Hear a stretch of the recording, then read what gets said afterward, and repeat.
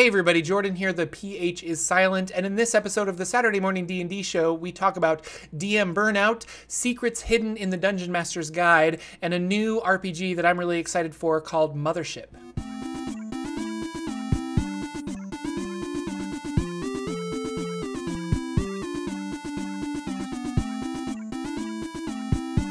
Hello, ladies and gentlemen. Welcome to the Saturday Morning D&D Show. My name is Jordan, with a silent PH in the middle, and I'm joined always by my wonderful co-host, Sir Lucian, over at Sir Lucian Gaming. Say hello, sir. Hello, I'm back. I missed last week, but I'm here and ready. Oh, boy, that was a stressful last week. I do not think I run shows by myself, although Indoor Adventure said that I did a really good job. I don't think I run shows by myself very well. But that was fun. That was an experience, and we had a good time with everybody in chat last week. But it is good to have you back. I'm excited that you're back. So awesome. Thanks for the 3-month subscription from Cyberwolf 1201 today. Oh, that's awesome. Yeah, thank you. He gets to play in a bunch of our games. He's a great fan of the show and really becoming a friend of the show, really. So it's good to have him in a game. He's fun. we still have our game that we need to do, right? We got to perpetually getting rescheduled. Yeah, the D&D story is rescheduling.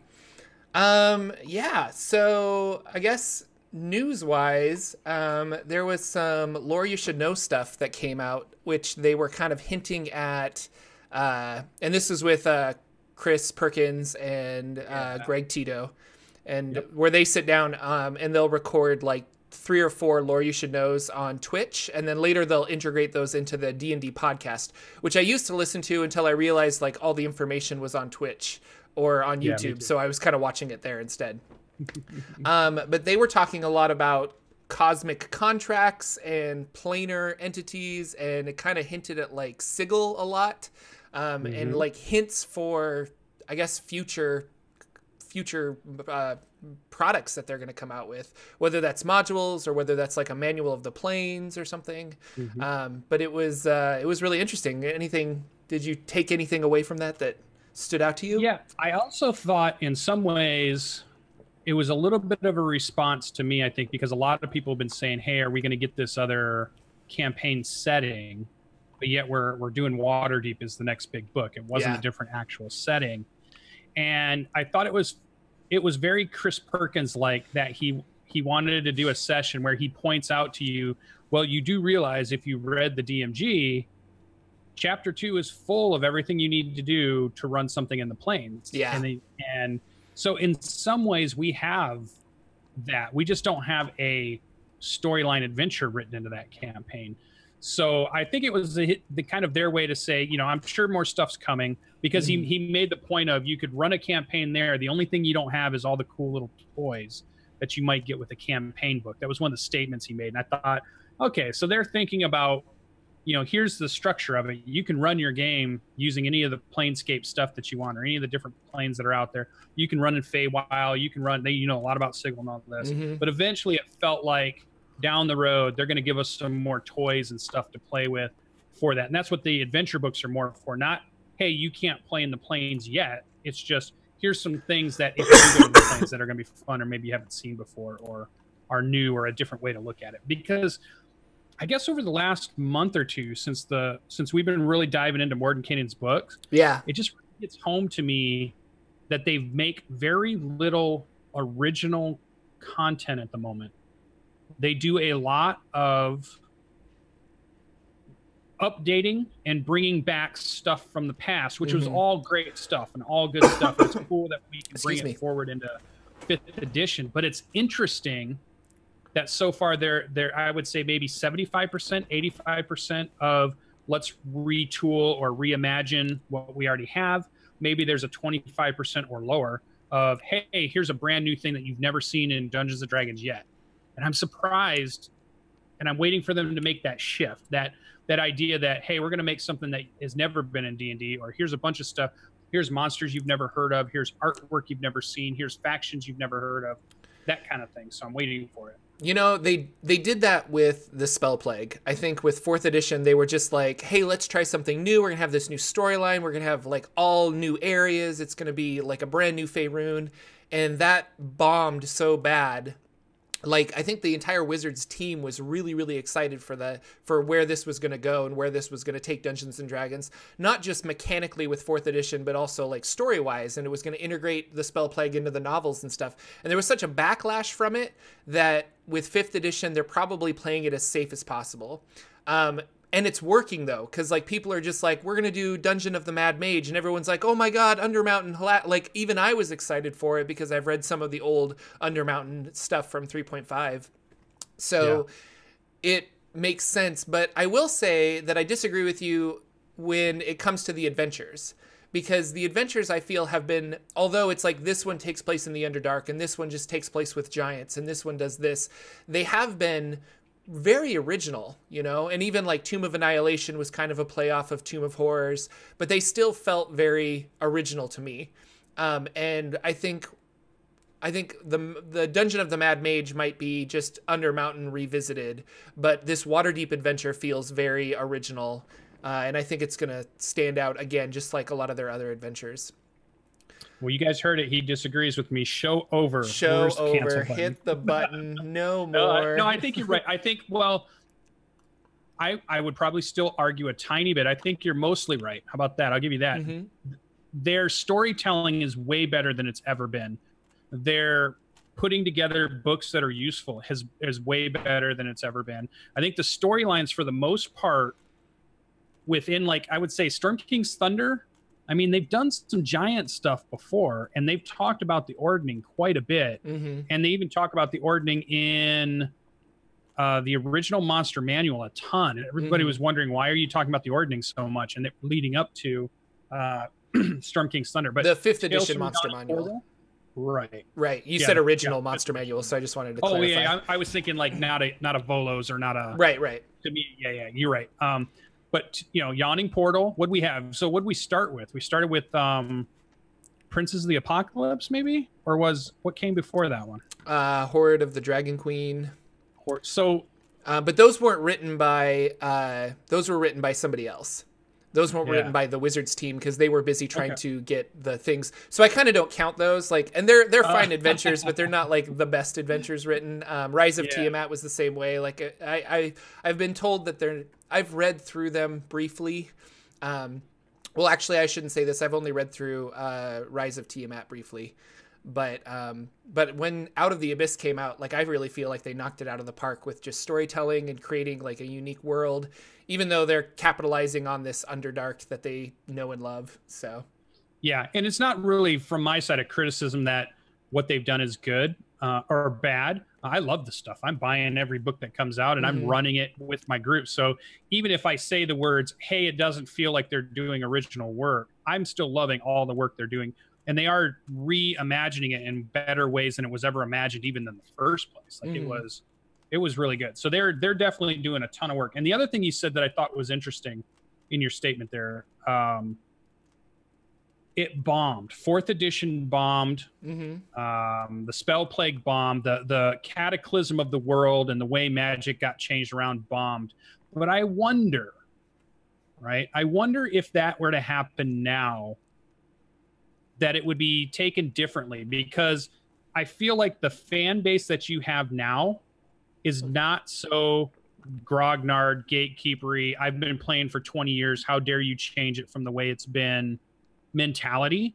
And you've got a lot more people in now that are just, wow, all of this is wonderful. Who I'd never even heard of this. It doesn't matter if you changed a Sararak. It doesn't matter if you changed the way Elminster works. I never heard of that guy anyways, but I'm loving D&D because I watched Critical Role for the first time. And now I'm getting to playing games for my first time ever. I think that there was 4th edition still had that 3-5 group mentality of how dare you change our game. And they went, it was like that attack dog version of our hobby that sometimes exists out there that you see every now and then. I feel like it's not as big nowadays. I like we're finally trying to get past it. And those people that are, I don't even know what the word is, that just like they just want to complain about something that gets changed or is not exactly the way they wanted it. It's a nostalgia kind of thing. They want it to be how it felt for them originally. So I mean, it's the same people that complain about, they go to a comic book movie and they get really upset that it's different from the comic. Because they grew up and they love this story. They don't want you to change it. I think that group is a little larger than you're anticipating with 5th edition. I wouldn't doubt it. Like, people love their Forgotten Realms, and they want their Forgotten Realms to make sense. And, like, little things like, okay, we kind of changed the, like, hierarchy of Waterdeep a little bit. That's fine. But, like, they want Waterdeep to still be there. Like, Neverwinter... The city of Neverwinter was utterly destroyed with the spell plague, and like there were huge sections of the city that were just like ripped apart. And although that's awesome, it's kind of like, I think if they do something big like that again, it needs to be like a parallel world. Like we go to Faerun 2.0, and Faerun 2.0 has spell plague problems and has all this other stuff going on with it. And then they could justify it saying, here's the original world, it's still here, but if you want to play in this other one that we've created like a darker version of the Forgotten Realms where it has an evil Elminster and a bunch of other characters in it that could be really cool, like an evil Drist that's running around, and you have to stop him from trying to break into our world. Like, that would be really cool, and I think that's the only way they could really... That's the only safe way that they would do it. But when there's so many other things for them to pull from, like we've been hinting at planner travel and stuff in the DMG, or they've listed off all the Planescape, and they say they're going to come out with a new campaign setting. I bet it's safer, and it makes more sense to do something like that, where we're gonna do Planescape and then maybe Greyhawk or something where you can jump into these other realms, or Darksun or something like that. I mean, I thought the spell plague was cool. But that's how I started reading about Faerun, is when that had hit. So for me, it was this cool, like, blue fire magic that was destroying everything, and people were getting scarred and changed by it. And within 4th edition, you could actually level up your spell scar and take abilities of the blue fire. And I thought that was really neat and interesting.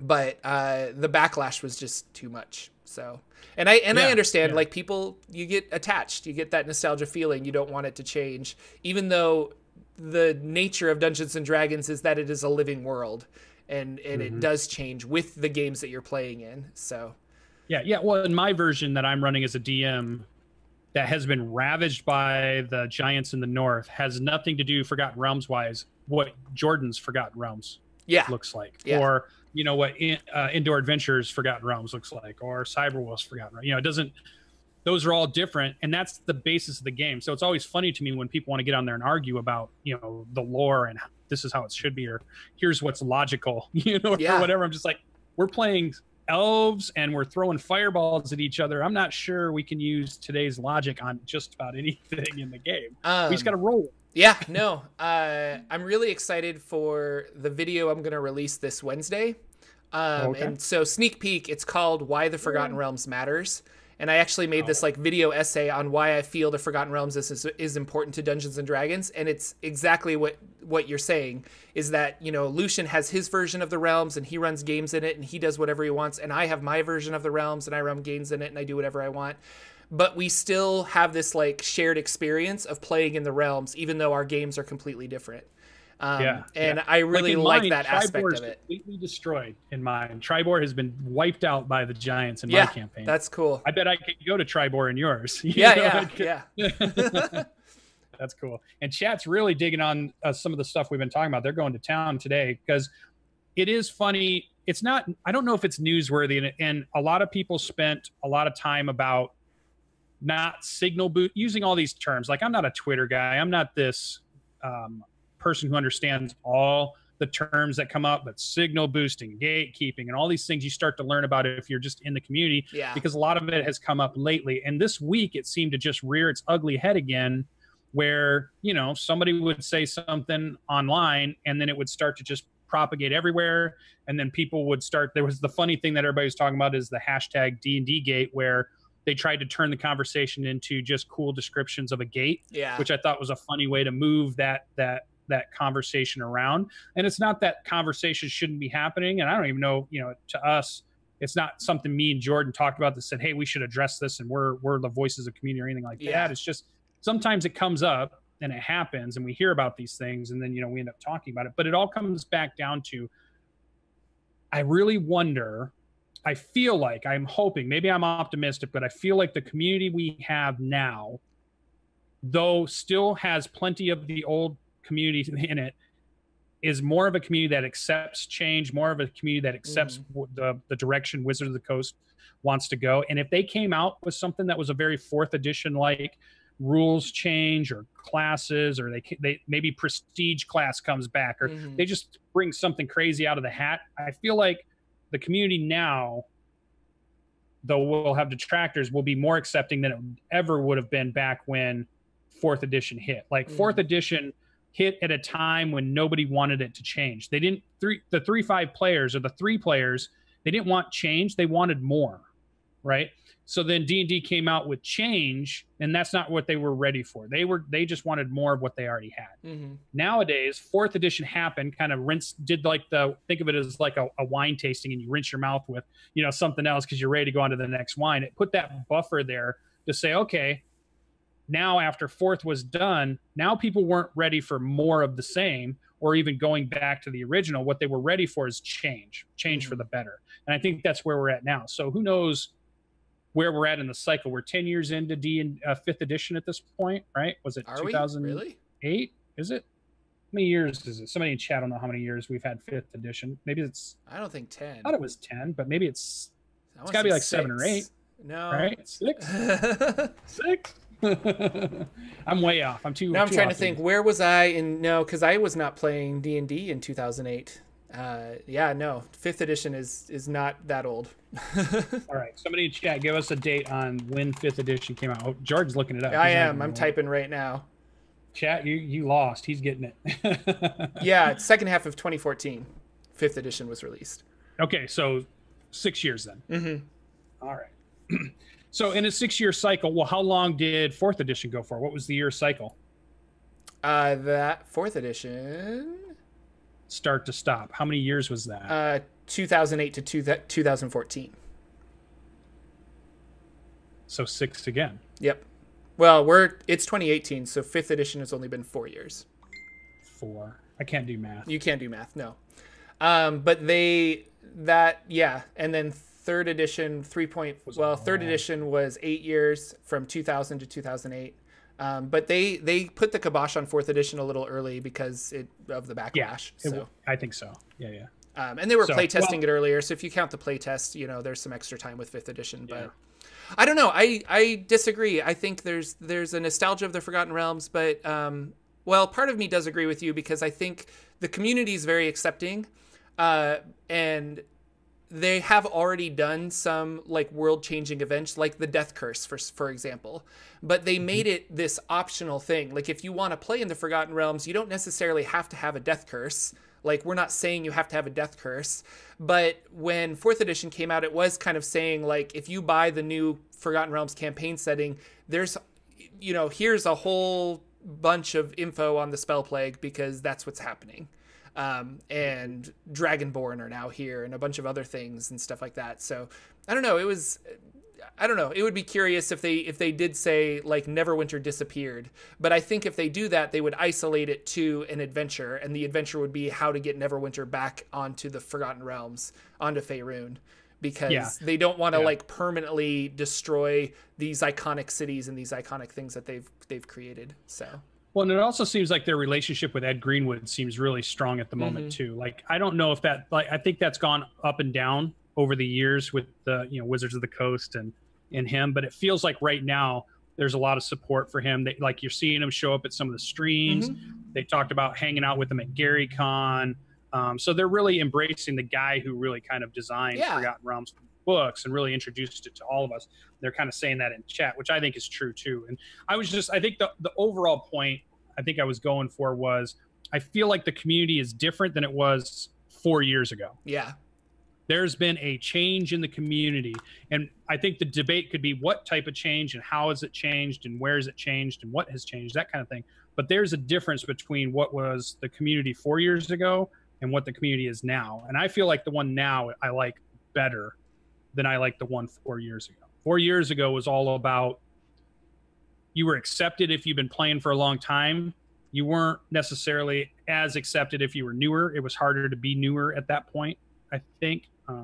Whereas I feel like now you can be a new person. I've met so many people who've never played D&D until this year and have started playing. I never ran into the numbers of people I did 4 years ago like that at all. Like, but now I run into somebody at the grocery store. I'll run into somebody at the movie theater taking your ticket. I'll run into the guy who delivers a package to my house, you know, and sees that I'm wearing a D20 shirt or something. He's like, oh, I just started playing, or, you know, whatever. So it just feels like there's a difference. I don't know what it is, but it feels like there's a big RPGs are for everyone kind of movement right now. And I can't say because I was not part of this community earlier on, but who knows? You know, gamers always wanted more people to play with, but I could also see it being this like elite club of you don't get it. And there was also a stigma to it. It was super nerdy. It wasn't fun. And now it's cool. Yeah. Like being a nerd is cool now. And that has totally changed. So yeah. For sure. So real social dynamics in a hobby of fun games. Yeah. So that was the thing. That was the reason I wanted to point it out. The only other part of that was Chris had pointed out there's a lot of things in the DMG that maybe a lot of people have glossed over. And I actually was one of them, where I bought the DMG when I first decided I was going to run a Dungeons and Dragons game. I read it from almost front to back. And then I remember the thought in my head thinking, why'd I buy this book that doesn't have any rules for Dungeons and Dragons in it? And that my first thought was, I just spent $50 on what's supposed to be the Dungeons Master Guide, and it doesn't tell me how to run the game. And I was like, oh, I just need the player's handbook to run my game. So I focused on that. But now that I've come back, now that I've been DMing now for 3 years, and I've gone back and I've taken a look, what I missed was what the DMG does have and how I can use it as a more experienced dungeon master. But I didn't feel like it helped me as a brand new dungeon master. I have one of my players at the table is a brand new dungeon master, and she was like, well, I don't want to start my game until I buy the DMG. And I'm just like, start a game with the basic rule set that you get for free on wizardsofthecoast.com. Like, spend your money on the player's handbook. Like well, and she had a player's handbook, but I was really trying to urge her. I was like, if you want the book, that's great, but don't feel like you can't start DMing until you get the DMG, because it doesn't help you that much. It helps. It helps with lore. It helps with like magic items. It helps with a lot of things. I love the DMG, and as somebody that's creating my channel and I'm going through a lot of lore and stuff, I flip through the DMG quite a bit. But you're right. Yeah, you didn't have to wait, you know, and it doesn't necessarily magically open your eyes to becoming a dungeon master. So like even if you're going to run let's say you're going to pick up Tomb of Annihilation, it's going to be your first DM, and you've gathered your party together. You're going to run Tomb of Annihilation. You have your player's handbook. There's nothing you will use in the DMG at that point. Unless it has you roll for magic items or something. But you're right. That'll be in Tomb of Annihilation. That'll be in there. So the DMG, what it really ends up being, and I'm not knocking it now because I want to go back and I want to do a deep dive on it. One of the things I thought we could do as a fun project is to go chapter by chapter and just discuss it in a show where we're like, oh, this is something now that when I go back and read it really resonates with me, or I missed this when I read it, or look at this is how we could use this kind of thing, and go back and really take a look at it to say, oh, these were the things that I missed. Because what it is great for is if you're the DM who says, I'm going to create my own world, it's a world building guide. It is a world building book. Convert other worlds into this world, create new stuff. Here's tables, and here's ideas, and here's plot hooks and twists, and here's how to create magic items. Here's how to create new classes. Here's how to create spells if you need to. All that I made a whole video on how to roll up an adventure with the DMG, because I think it's underutilized. Like you could have, I've got 3 players and me, and we sit down and I'm like, all right, here's the player's handbook. You guys go into that other room and roll up characters. Within the same like 30 or 45 minutes it takes for them to make characters, I could roll up an adventure with the Dungeon Master's Guide. Because it's that simple, and they make it it's really awesome. And you just, it's really cool. I think that's where the power comes from. But I do think people need to hear the message a little more, that's where the power of the DMG comes from, not necessarily the power of I need it to run a game, or I need it because it has the rules I need, or I need it before, you know, I can run this regular adventure that I bought. You know, I think more people need to hear that are newer, and I think that'd be kind of cool. So that was the reason I brought it up this week, was just, hey, go back and check out your DMG if you're looking for stuff to create your own world or your own stuff, it helps you. But don't be afraid not to start a game if you don't have the DMG, because you actually don't really need it to play. You player's handbook, or like you said, the quick start guide rules, which are free. You can play D&D for years on just that piece if your imagination is good enough and you have the enthusiasm. You don't need to spend another single dollar if you don't want to. I encourage it because the stuff's really good, but you don't have to. No, for sure. That's where I was going with the lore that you should know. Cool. And then another bit of news, I guess, that we'll just touch on briefly is our friend Nate from WSD 20 on YouTube. He did a D&D roundtable that I was in where we talked about combat encounters and how to make them better or speed them up, or just how to be more creative with combat when combat kind of gets stale, which is something that I've been thinking about a lot since I think I talked about it last week on the show, where I'm like, am I getting D&D burnout? Like, because like DM burnout, because I'm kind of just throwing combat after combat at my players, and I think they're having fun, but nobody's really saying like woohoo, but nobody's saying like, oh, we're kind of tired of this. So now I'm going to try and take some of those ideas that we took from the roundtable, but there will be a link in the YouTube description to that, so you can go check it out if you want to go see that. Of the whole show last week, that was the one question I wish I was there when you started talking about, because I was like, oh, I want to dive into this with Jordan a little bit. Oh, yeah. It's this idea, this feeling of DM burnout, right? So we all hear about it. You, as a player, you hear DMs get it. As a DM, a new DM, you're waiting for it to happen. As a longtime DM, it's probably happened to you a couple of times. And it's just one of these things that you hear about it, but everybody just kind of has their own version of it, or it just happens to them. It's their own experience. We don't have a lot of people talking about how it happened or why it happened or when it happened, like in the moment that it's happening. So it was interesting to me because I wondered when you said, I was like, I wonder what is making Jordan think he has DM burnout, because the minute you ask yourself that question, it's kind of like when you say, am I crazy? Am I the one in this room that's crazy? Is there everybody else? You know, because it's kind of, am I the one that's burned out? Is it my players that are burned out? Yeah. So I wonder, you know, so I wanted to die. I was just like, so the question I had was, are you feeling burned out because where your story has gone is pretty much the big exciting thing that you made, which was the upside down pyramid, as I recall. But you hadn't really nailed down anything specific after that.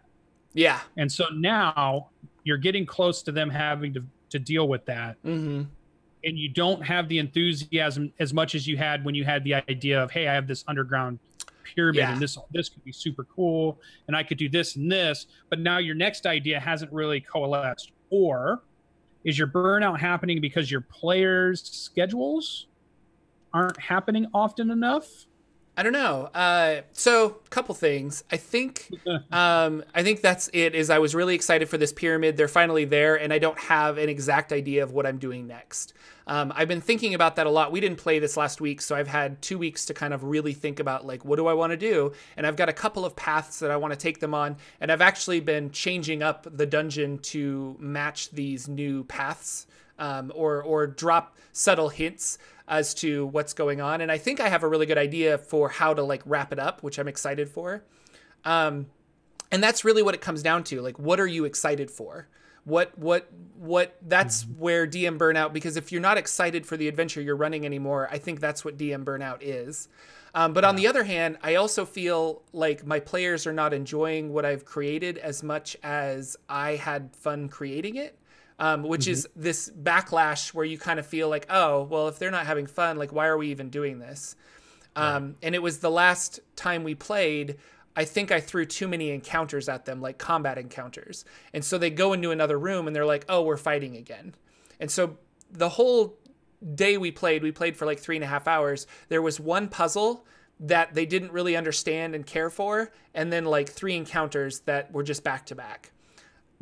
Going back to the last time we were level 10, we were played in the Tomb of Horrors, and we weren't level 10, but we played through White Plume Mountain as like level 8 or 9s, which were very puzzle heavy adventures. And I am not the best at creating puzzles, and I can't really steal puzzles from those adventures that are puzzle heavy because we've already ran them. So I need to find new puzzles to run, because I think that will make it more interesting for me. And I think my players will get less like, oh, we're fighting again kind of a mentality.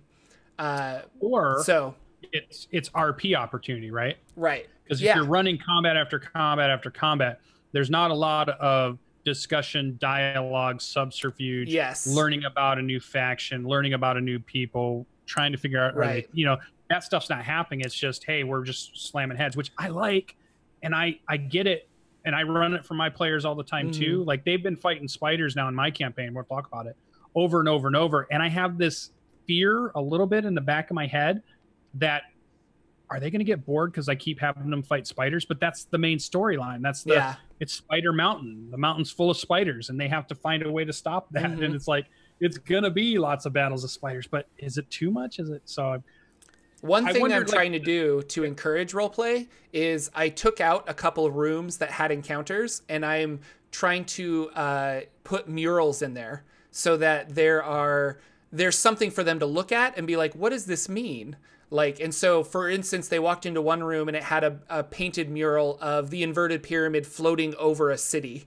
And so now they're putting it together like, oh, like this is this. So that gives them something to like talk about and kind of figure out and see what's going on. And that's my goal, is to put more things like that. They find a book that has some information, or they have something. So they get a little piece. And this is all because I'm slowly figuring out where I want them to go after the pyramid. Now I can seed the pyramid with little bits of lore and history that they can then digest until it's like, oh, they have that aha moment when they hopefully battle the big bad end guy, and they have this aha moment of, this guy has been or they put all the puzzle pieces together, I guess. And so it's like, now it all makes sense. This guy is actually this guy who's also this guy who did this and is immortal and blah blah blah. And I'm making all of this up, but you get the picture. So yeah. Well, and I wonder too, this is not said in any way that's a criticism or a critique. It's just because we've been talking about both of our campaigns for so long.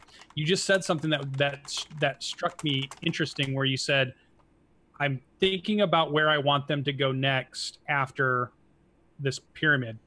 But Jordan didn't say, I'm just preparing for where they want to go next. That's true.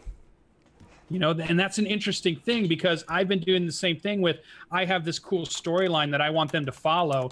But as I recall, your players want to go home. They do.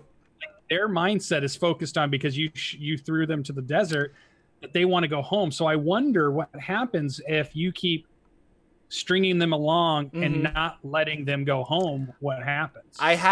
This is what I factored in, because you're right. And I thought about this. And so, I have incorporated that into my decisions. They will be presented choices on how to get home, but those choices are not going to be easy. And like, the easy choice might have dire consequences, and the more difficult choice might be like the more heroic one to take. But it's going to be, this is the path that gets them home. It's just going to be an adventure that hopefully leads them home. Because that is what they want. Like, they were actually discussing, like, how much is a boat? Could we buy a boat and just spend like 2 years at sea to get home? And I hadn't thought about that. And I'm like, I guess there's nothing stopping you, until we added up all of their money and they in fact did not have enough money for a boat. And I was like, oh my gosh, thank you. Because I was not prepared for a 2-year over the sea adventure. I really was prepared for them to go into this pyramid. So no, you're right though. I need to do what they want to do, and they've made it very clear that their goal is to get home. And so now I'm presenting them with options to get home. So, yeah. And looping it back around to me, what is GM? Because you said GM burnout is that if you're not having fun creating that next adventure, or that next piece of your campaign, that's when you feel like the burnout is happening, because you're just not having fun doing it. Now you're doing it because you feel obligated to keep the story going, but it's not something you're excited about or you're into. And I want to throw on top of that, I think that's true, and that is obviously DM burnout. But I also think there's a version of DM burnout where the ideas of what the GM wants to do diverges from the ideas of what the group they've assembled want to do. in case would be one that would be one they want a little bit more RP heavy campaign, but you've been doing a combat heavy campaign, or vice versa. I want to do an RP heavy campaign, but they just love combat. They don't really care about the RP, because there's that type of group of people out there, that the Adventure League group, they just want to burn through and get their XP, right? So a bunch of RP adventures, they don't even want to talk to NPCs. So it's this idea that I think burnout happens maybe quicker or is a bigger danger if you're diverging from what the type of game your players want to play and your interests are going in a different way. Like if my interests start going sci-fi and like you said, Spelljammer, and I'm like, I'm with you, dude. Let's get a Spelljammer ship. Let's go out into space. But if you told your players at the table of your table, and they might go, we want to play a fantasy game, Jordan. We don't really care about space whales and flying through. That's when I tell them you're wrong. Space whales are amazing. We are playing in Spelljammer. Yeah. So I think that's a little bit of it too. Be careful. I think you need, as a GM, you have a million ideas throughout the day. You have a million ideas that you want to run. I am completely guilty of the guy who has an idea every single day and I want to move to that one. And my players get a little upset because I'm always making them make new characters for this new idea. And I've had a couple of them say, I really would just like to play one character through for quite a while instead of just making all these one shots and doing all these extra characters. I just want to play one of these characters. And I'm like, okay, I'm sorry, because I want to try this idea of this endless dungeon. Oh, but then I want to do this. What happens when Stephen King's The Mist meets Forgotten Realms? Oh, but wait, what happens if we did like a Walking Dead version of D&D? What would that? Oh, but wait, what if we, I'm always jumping and I always want to play those scenarios and things, but I haven't formed the group that likes to make those jumps. So I got to be very careful when I do that. I got to form the group that likes that also, or the group that wants to play a different game. Like I want to play Warhammer Fantasy Battle. I want to play Starfinder, but I can't just put that on my players who are only D&D players. They're like, we just want to play D&D, dude. Yeah. Just run D&D 5e. That's all we want. They just want to play that. They love it. They love when I play it. They love when I run it. They don't want to play anything else. And if I mention something else, they're just like, we just want to play 5e. Yeah. I'm like, okay. No, I got similar problems. And I just discovered a new RPG called Mothership, which is a sci-fi horror RPG that I'm really excited for. And I want to run a game of it so bad. But I can already look at my players and they're like, well, it's not 5e and we don't really want to learn a new system. And I'm like, you're right. I was like, I'll find people online and run it there. It'll be great. Yeah. So chat, keep an eye out, because when me and Jordan want to run some games, we're definitely coming to you guys. Hopefully some of you like to be system hoppers, campaign hoppers, character hoppers, so we can run some of these games that we want. Because I think if you don't want GM burnout, you have to indulge your own satisfaction too. So you have to be able to schedule a game that you can play that you like, and then you can still do your D&D 5e that you're having fun with. But I need to have my fun over here every now and then with some space shooter, sci-fi, Western style game or whatever it might be. I want to play some Deadlands, or I want to do a big train heist or whatever. I can't do a big train heist, or something like that. So yeah. Yep, for sure. So, Mr. Lucian, you got some games that you played this week, and you got some stuff coming up. What's going on in the world of Lucian? Yeah, I tried to organize a couple over the week, but everybody had some pretty busy schedules as far as the players I like to run one-shots with. And I tried to get I have a one-shot that I'm calling Death and Taxes with eventually is going to be Cyberwolf and Greybeard's Tavern and Jordan are in it, and it's going to be a little bit higher level, mid-level adventure that I wanted to do. It came from Dragon Magazine 201. Thought it'd be an interesting thing. So eventually, hopefully, we get to see that comes to the light of day. They've got some characters made up. I also had one that was we created characters for Warhammer Fantasy Roleplay First Edition. I wanted to run one of the adventures right out of the book for that, but I couldn't get it scheduled. So the only thing I did get to play this week so far has been my Borderlands West Marches, pre-West Marches game. And they hit 4th level. My team went out. I made a slight mistake here. When I told them that the pre-West Marches in my head, and I've been saying this on the show, and a couple of them have been watching the show, and I think that's how they picked up on this, is that I did not expect the West Marches game to be a long campaign, because it was my test run before I actually put out the real West Marches game, which is going to happen 50 years in the future from where this timeline is.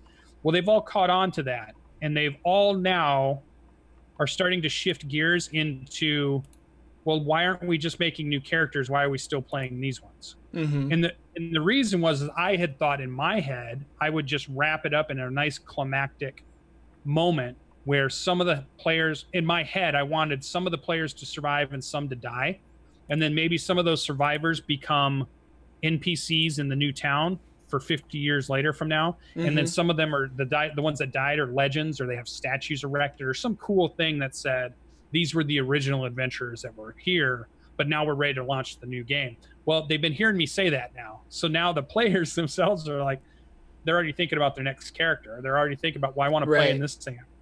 They're starting to lose attachment a little bit to the characters they have now, because they've realized they're not really going to get past 4th or 5th level. They probably won't get past 5th level. And I realized that taught me something in this last week or two.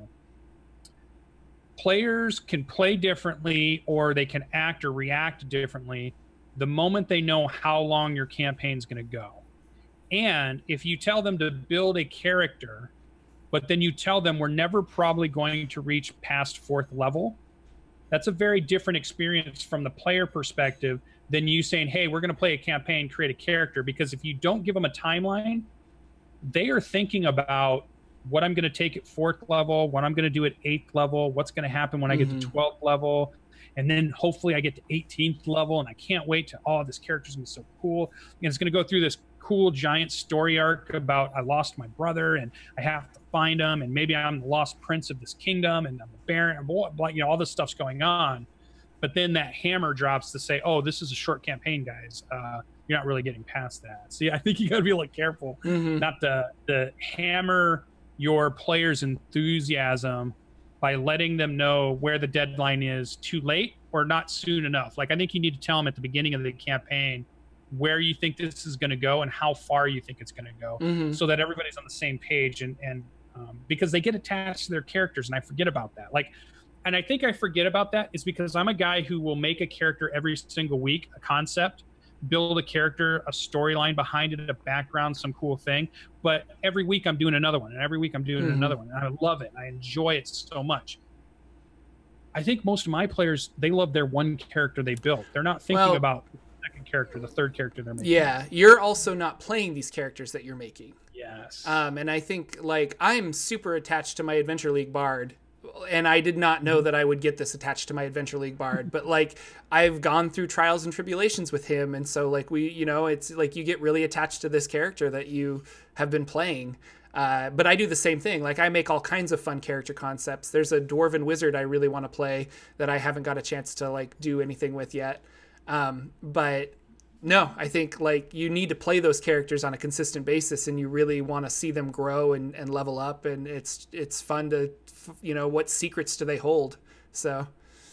Yeah. So as a DM, I think I have to remind myself to put myself in their shoes. They have built these characters. They've thought about at least up to several levels, even past. And they are thinking about, like, one of them was thinking about he wants his familiar to be, it goes from an animal, but somehow it becomes an imp later on, and he gets tied up in some type of weird demon devil contract that he has to get out of. And he's just writing this whole stuff on his own in Discord. We have a huge Discord channel of just, they're writing their own RP stuff in between sessions. And we got one guy who's slowly transitioning from being a warrior, but moving into the priest, and how that all affects a person who goes from being, I swing a sword to solve all my problems, to something else, and I'm a leader, and what does that mean? And then we got another guy who just became a warlock. He multi-classed into warlock. So we had this spectacular scene of the old Great One taking over this. Well, here's what I had to tell this story because it's really good. Not too long ago, this character, he's our thief in the group, they had a ghost fight about a month ago. He was the only one that when he got hit, he failed the save, so he had to make the roll about how many years you age. He maxed it out. He aged by like 40 years. Oh, wow. So all of a sudden, he was like an old man, and they played it up. They RP'd it. He talked about arthritis. The team teased him about all the wrinkles he had, and it just went on and on about now he's the old man, when he really was a kid who just got, in this terrible thing, and nobody knows how to reverse it. So he tells me he's going to go Warlock, and in my brain, I'm thinking, here we go. So this is what I'm going to do. The minute he signs the pact with the Warlock, I'm going to turn him back to being young again. Mm-hmm. So his party had went off, left him because he was sick. He decides to go 4th level. This is when we're going to do it. I have a whole scene with him accepting the pact from the old one. He walks through a shadowy portal to where his party had left him. They were already back over at the mountain because he didn't get to go. He walks out of the portal. He's all young again, and he changes his voice. He changes his pattern of speaking, and his players are just freaking out because this is like, what's going on? And he played it up really well. Mm-hmm. Probably the most proud moment I had of offering inspiration. Like, it was a time where inspiration wasn't enough for how good this person was RPing. Yeah. He went from a very solid character that was kind of this snarky, why are we doing this? We should just be looking out for ourselves. We shouldn't just be helping other people. There's no money in it kind of character, to this cackling. And every time he makes a statement, kind of laughing in this maniacal way, and like a different voice. And he's like, his attitude is different all of a sudden. And the players were loving it. I mean, it was a great RP for this kid. And what's funny is he's a DM usually. This is the first time he's got to play in a while. So he's usually playing other characters as a DM. So I think it was fun for him to really lean into this RP version of his character. And it was great. It worked out really well. And they're so attached to these characters now because the campaign went so much better than I ever thought it would, that it's sad that I want to bring it to an end, because I want to really start the real thing. Like, I have this whole idea, this whole campaign. This was about testing rules and testing mechanics. But it's grown into this better thing. It grew into some really good characters. Like, they are so good. So be careful. You what is it like? You make your bed, you have to sleep in it. I've created my own problem, and sometimes DM might say, well, that's a great problem to have. Yeah. Your players love the game. They don't want to leave their characters. That's exactly what you want. So that's a good thing, but just be careful that you don't dash their hopes and dreams. Let them know ahead of time where you think your campaign's going to go if you can. Because I think the most bittersweet memory you have in D&D, the one thing that brings true sadness to your life, is the campaign that ended prematurely. The one that where you're having pretty good fun, but all of a sudden everybody's schedules don't work anymore, or the DM disappears, or the players disappear, and all is left unresolved and unsaid. That's when you're like, oh, I love this hobby, but man, that just hits me in the heart. We're not going to get to keep playing this, and it just disappears. So don't burn out DMs if you can. So that was my Thursday. And then I had my nephew over for Thursday. He got to watch me run a game and ask me a bunch of questions. He's 16 years old, never played D&D. I gave him a copy of the handbook, player's handbook, and we created a character the last time he was here, but he's never played. So I tried to scrounge up a bunch of people last night to come over to my house and play at my table and say, hey, I want to introduce my nephew to Dungeons & Dragons. He's never played. This is that iconic moment where everybody has that story of your uncle or your older brother or somebody's older friend, older sister for, Jeremy, showed him how to play D&D, and from there it became this lifelong hobby that they were in. So I'm I'm into it. I want to show my nephew this. Why I couldn't get my friends together to come over to play at my table. So I'm still going to try to get it happen. Maybe the next time he comes over, I want to set up a game where he can sit down and play. Because my friend said, well, why don't you just have him play in Roll20? And I sat back and I thought, do you want, if you have control of it, do you want the player who's going to be introduced to Dungeons & Dragons for the very first time to play online or play sitting at the table? Oh, yeah. I would say at the table, but that's because I'm biased for the table. Right. But I'm biased for the online, but I happen to agree. I think your first experience, you just got to have the table experience for that first time. You got to roll dice, you gotta, Yeah. So, and I know there's lots of people that play for the first time on Roll20, and I'm not knocking it. If that's the only way you can do it, do it. I love Roll20. But I just want my nephew to have that. I guess I want him to have that experience I had, right? That experience of being 8 or 9 or 10 years old, and an older person, an older sibling, or an older whoever showed me how to play the game. and it's been something I've kept with me for the rest of my life. That I wanted to be that catalyst. I want to be able to be in that story. So we'll see if it ever happens. The last thing I have is my Saturday tonight. I'm playing in Roll20Con, which is happening right now. They do a online convention with Roll20. They do it every year. Super Geeked Up does it, and they do it for charity. So they do a lot of the stuff for their charity. You can go to their supergeekedup.com to find all about it.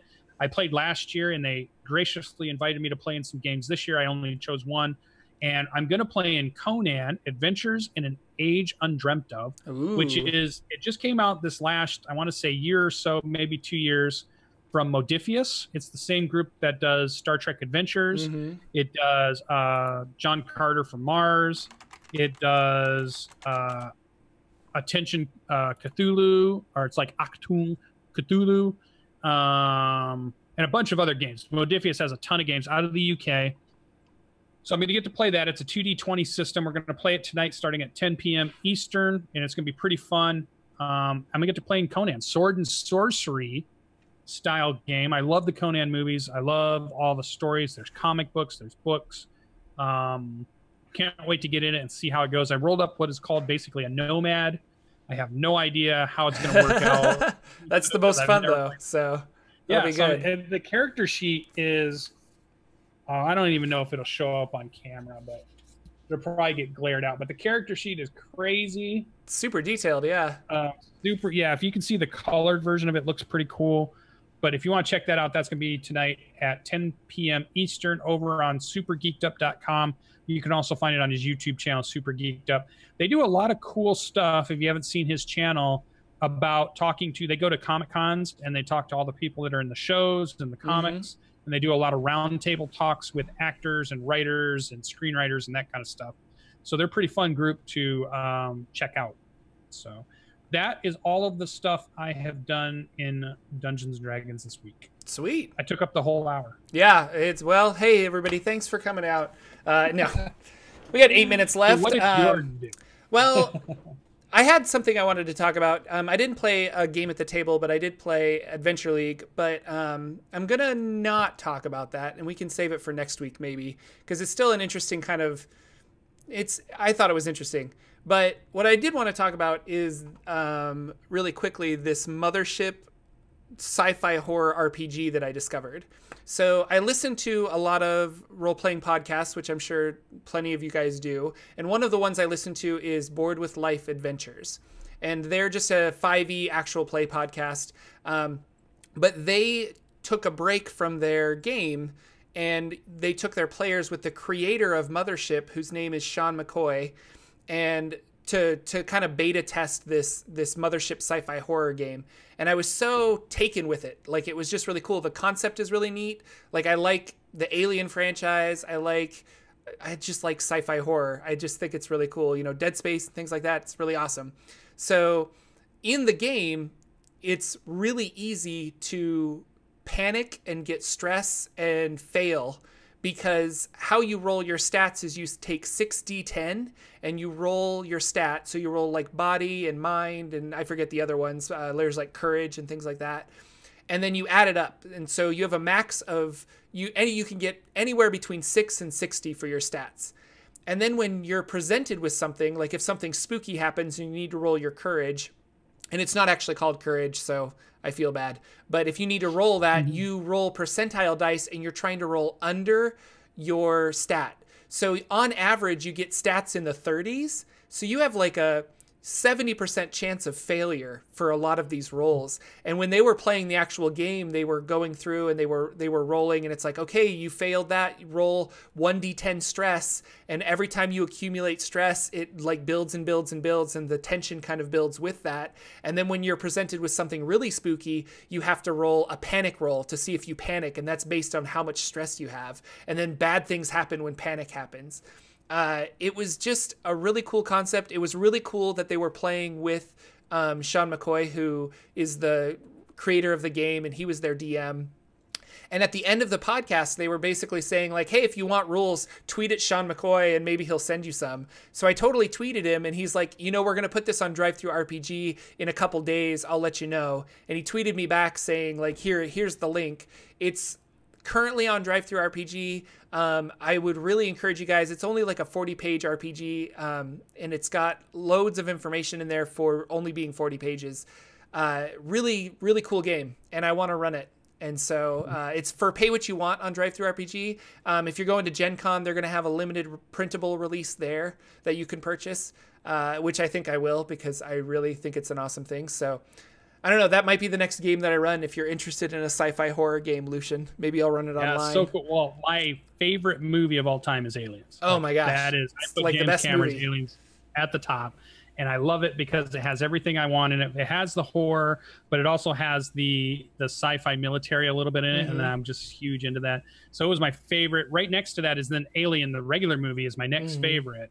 And then it kind of moves on from there with a very eclectic list. But it's definitely Aliens is like, it's always that question if somebody says, hey, if you're on the deserted island and you only get one movie, it's the movie I pick, it's the movie I bought, and it's the movie I watch like once a month or maybe once every other month. I just put it in and I go back and I watch Ripley kick ass every single time. And I'm just like, it never gets old for me to watch that. It always looks good. I love those movies, and I tried to get my wife to watch it because she had never seen it, and she fell asleep. And I'm like, how do you fall asleep during Aliens? Like, it's just, I don't know. I'm like on the edge of my seat the whole time with this movie. But no, you guys go check out Mothership. It's super cool. They didn't sponsor the show or anything. It's just something that I thought was really cool, and I was really happy that Board with Life Adventures was able to do this because I'm learning from myself that I understand RPGs a lot better, especially new systems, if I can watch or listen to somebody else play it. Like for me to just read a rule book, I get really lost in a lot of systems. For example, Deadlands, like we were going to play a Deadlands game and our DM was really excited for it. I couldn't find any Deadlands podcasts. I couldn't find, now there's, I think there's a couple Deadlands out there on Twitch, but back when we were playing it, I couldn't find anything. I read the whole rule book, was super confused until we started playing and the DM could like answer questions for me. So it helps me, like, I'm not going to find somebody to run Mothership for me. Like, I'm going to need to run it if I want to play it. And so listening to their podcast was really useful to understanding the system. So I just had that with the Conan thing because they said make a character. And so I'm trying to do all this stuff. I haven't been talking to those guys. I'm like, I'm just going to build a character. And I went through the steps and there's like some stuff in there. I'm like, whoa, this seems complicated. I don't know what's going on. And Human Arrow is the same way for me. Until you play it and then I'll go, oh, now it just makes total sense when you go back. I'm trying to do a series on my YouTube channel and I want to do some videos and I'll probably get help from some people that are within my kind of circle and my orbit of how do we learn to play new systems faster and better? Yeah. You know, like, how do we get our brains in that mindset, or what is the structure we can help with ourselves if we said, okay, I pick random RPG off the shelf named blah, blah, blah. If I use this tried and true way of learning a new RPG, it's going to take me very quickly to learn it. I'm going to be able to figure it out. And I'm going to do it. And I think it has to do with breaking it down into a couple of things like character creation. How do you resolve a skill check, no matter what they call it in the game? Most games have checks, How do you resolve some type of conflict, fighting, punching, kicking, shooting, whatever it is? Do one of those until you understand it. And then from there on, you know the system enough that you can just start diving into the RP and the lore and the building of stuff. But break it down into its very basic terms to say, okay, so I need to roll 2D something to do this and this. How does that all work? But create very specific mechanics to do that, like almost like an outline that you follow every time you play a new RPG. So I've been trying to work on it a little bit here and there because, you know, the 2D20 systems are different. The dice pool systems are different. If you play, you know, the fantasy, what's the big company? Star Wars. I can only think Costco. Fantasy Flight. Fantasy Flight. They have the one where they have story dice, and different dice mean different things, and they have different colors, and it has, you know, powered by the Apocalypse games, have a 2d6 plus stat, you know, type style. Then there's all kinds out there, so it can get confusing on how to play these games. but they're so good. You want to play them and you want to get in them quickly. I want to play Cities of Mist. I want to play Overlight. I want to get into Pathfinder 2nd Edition, but it's going to be really different to go back to that style of game now that I've been playing 5e and not constantly try to compare it or my brain go back to how we do it in 5e.